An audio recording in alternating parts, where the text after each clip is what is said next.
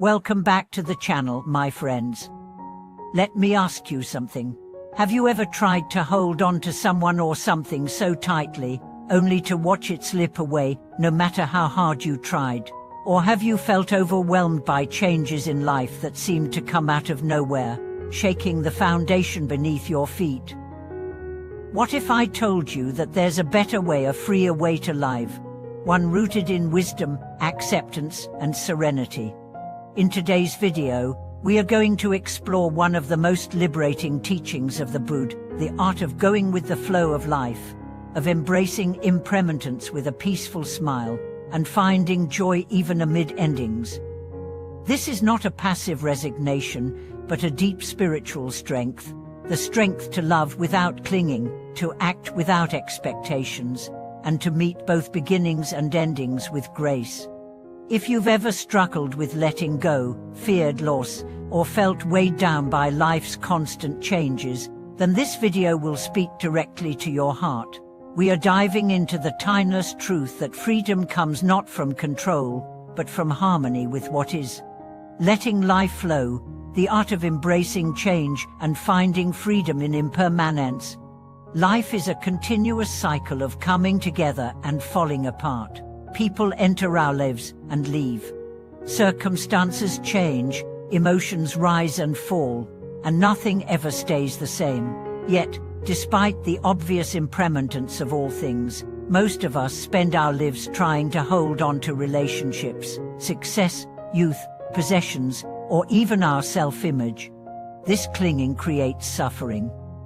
We grieve when things end, we fear the future, and we resist the natural flow of life. But what if the problem isn't the change itself, but our unwillingness to accept it? The Buddha taught that impermanence is not just a feature of life, it is life. Everything that arises must pass away. This truth, known as Tanikad in Pali, is one of the foundational principles of Buddhist thought. It invites us not to fight change, but to understand and embrace it. When we see clearly that all things are impermanent, we begin to loosen our grip. We become more present, more open, and more at peace. The idea of letting go is often misunderstood. It doesn't mean that we stop caring or that we give up. It means that we release the illusion of control. We understand that we cannot force things to stay the same, and we stop suffering over their inevitable transformation. This is the heart of living freely. There's a beautiful metaphor in Buddhism. Imagine holding a butterfly in your hand. If you squeeze too tightly, you'll crush it.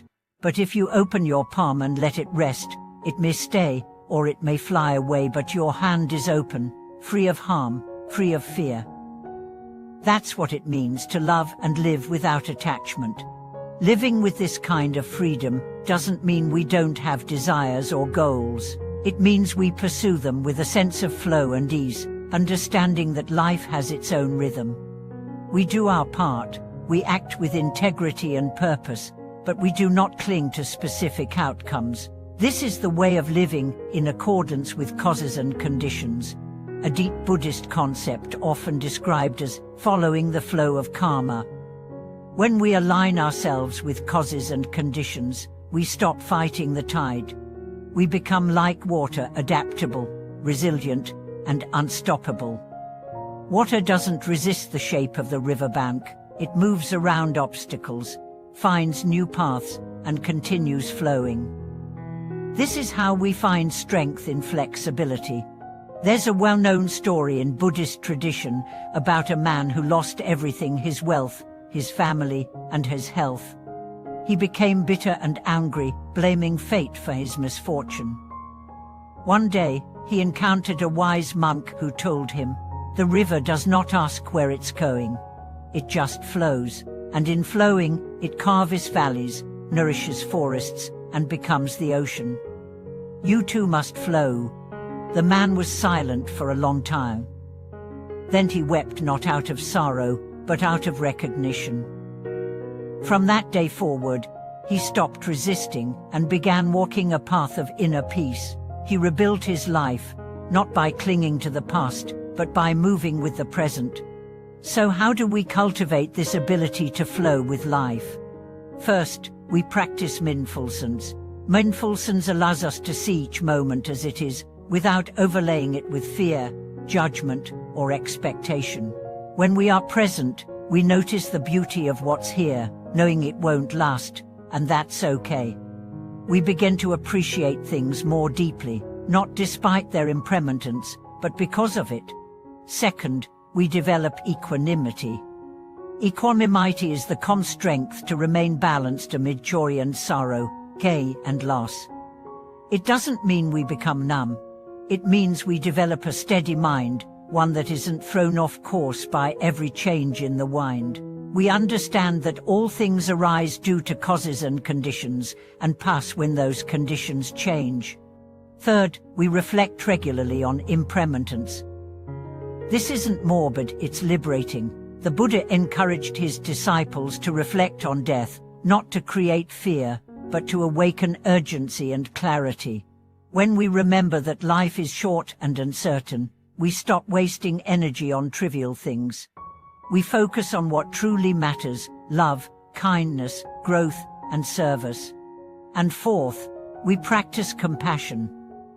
When we see that everyone around us is also experiencing change and loss, we soften. We become less judgmental, more supportive, more loving. Compassion connects us in our shared vulnerability and reminds us that we are not alone. There's a profound joy in embracing impermanence. When we stop trying to hold on, we begin to truly live. We become more grateful, more awake, more alive. Each moment becomes a treasure, not because it lasts, but because it doesn't. A flower is most beautiful just before it fades. A sunset is stunning precisely because it disappears. Life is precious because it is fleeting. This perspective transforms everything. Relationships become less about possession and more about presence. Work becomes less about achievement and more about expression. Spiritual practice becomes less about reaching some distant goal and more about touching the sacred in this very breath. Thank you for being here and exploring this timeless wisdom on flowing with life and embracing the beauty of impermanence. I hope this video has brought you peace and inspiration, and that it helps you move through life with more grace, ease, and freedom. If you found value in today's message, please like, comment, and subscribe to support the channel. Share your thoughts and experiences. I'd love to hear how you've learned to let go and live more freely. Thank you for watching, and I'll see you in the next video.